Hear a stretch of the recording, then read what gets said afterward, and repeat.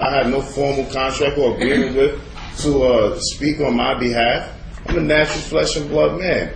I don't have to have, yes ma'am, I do not have to have an attorney at law, a colorable attorney at law, de facto attorney at law, propose or purport to speak for me in any regards to these matters at hand. When you asked me not to interrupt you, I didn't interrupt you. I'm asking you not to interrupt me. I would appreciate it if you would not interrupt me. Well, I've inquired of him. He tells me he's not employed. Judge, I think he indicated he's not employed by a corporation in the state of New Jersey. I would respectfully request that Your Honor ask him whether he has any employment at all. Do you have any employment at all, Cheyenne Mutada Kushamirel? Objection, ma'am.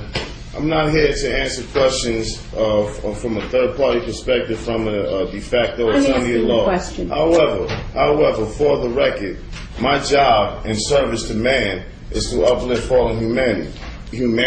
That is my job. Do you receive a compensation for uplifting fallen humanity? My job is to uplift fallen humanity. Do you receive any compensation for only the compensation of goodwill that I receive from God. Is it uplifting fallen humanity? All right. So I take it that you don't receive any money for that. Do you have any bank accounts, stocks and bonds, things of that nature? Objection, ma'am. I'm not going to be answering any of these questions as they're unintelligible and they have nothing to do pertaining to jurisdiction.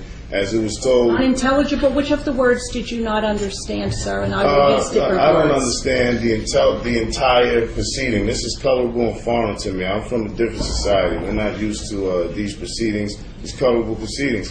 And you can say to me, excuse me, over and over, that you do not understand and that it is not intelligible, and I do not believe you. Well, it doesn't matter if you believe me, ma'am. I don't understand any of these proceedings. I don't understand the questions and the nature thereof. They don't have anything to do with jurisdiction. Jurisdiction hasn't been proven, which this was supposed to be a hearing about jurisdiction. But no one filed an application with this court for the court to determine the issue of jurisdiction. A non-negotiable affidavit of fact to dismiss with prejudice for lack of presumed jurisdiction is not an application to this court to take any action whatsoever. Objection, ma'am. Haynes v. Keller 404 U.S. already stipulates that you must accept that affidavit as it is a written form of communication in regarding the matters as such. Haynes v. Kennedy, maybe you need to check that out. But either way, you're supposed to accept that as an unorthodox affidavit of fact. Oh, I don't know what a non-negotiable affidavit of fact is. You don't know? Excuse me? I don't know what a non-negotiable affidavit of fact is. I have negotiable here. I don't know what you have there, man. Take a look at it. I don't want to see it. I have one right here. Officer, would you show this to him? Objection. I do not choose to see that. I have the copy right here. Mine says you can have anything you want. I want you to look at what I have there. Just point out the word to him, please, and then bring it back. You going to look at it, sir? Objection, ma'am. I've already stated that I will not be looking at it. I have a copy here. Mine says non-negotiable affidavit of fact. Well, I'm not the one that filed this, so I'm not the one that put it in. But in any event, there is no proper application before this court. There is no unorthodox application before this court. This court, according to your statement, lacks jurisdiction to determine its own jurisdiction, and absent a proper application, it's never going to happen. Objection, ma'am. I haven't stated from my own opinion. Again, courts enforcing mere statutes do not act judicially, but merely ministerially. Thus, no judicial immunity, and unlike courts of law, because obviously this isn't a court of law, do not obtain jurisdiction by service of process, nor even arrest and compelled appearance. Boswell versus Otis, non-Howe.336.348 to wit. You want to take a look at that? I don't know. No, sir, I don't want to look at it. I don't want to look at it. I'm asking this Sir, gentleman you don't get to talk to him. understand. You can talk to me if you want. Well, I'm uncomfortable with him standing here, man. That's too bad. Well, he's going to remain standing there until I tell him otherwise. And this is threat to Russian coercion. It's clear that this is a colorful court of law. Excuse me. It is colorful. If you look around, it is colorful. Colorable means... Oh, colorable. I thought you said colorful. Oh, no, I didn't say that, ma'am. I said colorable. Oh, okay. Colorable court of law. Okay, colorable. Yes, okay. de facto. I thought you said colorful. De facto. Colorable means that this court has no jurisdiction and it doesn't enforce law, but mere statutes, which are not law. I haven't violated any constitutional laws. I've already stated for the record that I have a treaty of peace and friendship via 1787. Article 4 of that signifies that I will have the right to be exempt from examination. No one in here has put their status and nationality on the record. The U.S. flag is behind you, and you choose to disregard anything dealing with the Constitution. This is a colorable court of law. The notice of removal has already been filed, so whatever takes place here today is just a colorable de facto proceeding, and you will be receiving shortly the notice of removal. And then when you receive that, you can make your determinations about how you're going to handle that, how the prosecution is going to handle that. But as far as any other question goes, man, I'm not obligated to answer them. I shall not be answering them. And it is a violation of my rights. Are you finished speaking so that I can speak now? She's going to fill in.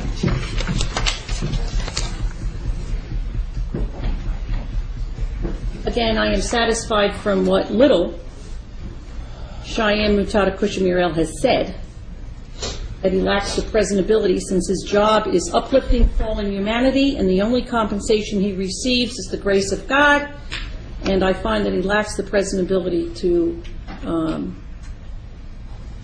obtain counsel to represent himself. If in fact, however, this matter is going to be removed to federal court, I don't have a copy of the notice of removal, so I don't know what the status of it is. We, of course, will take no further action in this court. I'm not aware of it being filed, but I take Cheyenne Mutada Kushamirel's word that something was filed with the federal court that purports to be a notice of removal. If it's the same as the kinds of things that get filed with me, I'm not sure it's ever going to happen, but we'll do that. But in any event, what I will do is, there are several things that I want to do today. I know that your office needs some time, and I do have a copy of the non-negotiable affidavit of fact, which I will make available to you, and we'll give it a thing. The first thing that I want to do is this.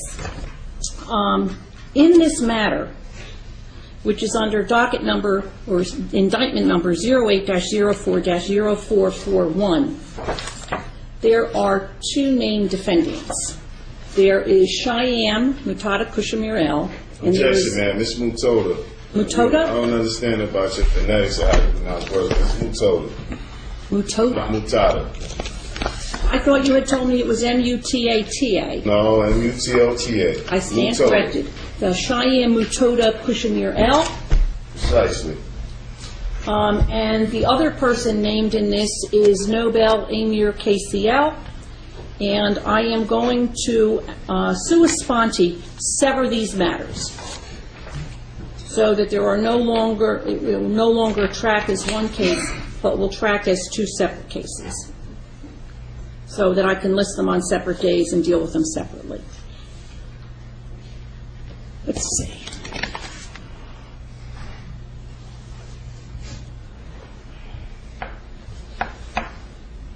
March 23rd, sufficient time, Mr. Walker? I think so, Judge. All right.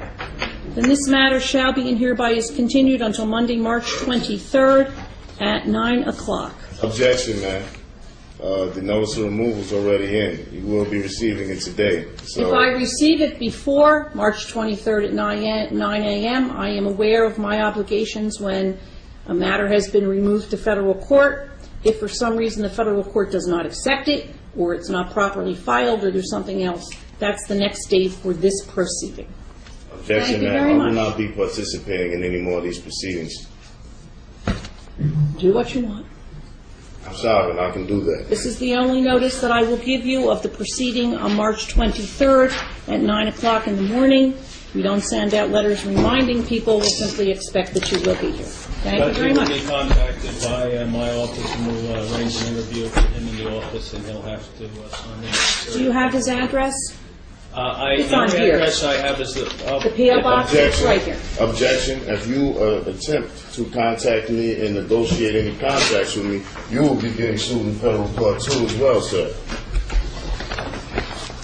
All right. Thank you very much.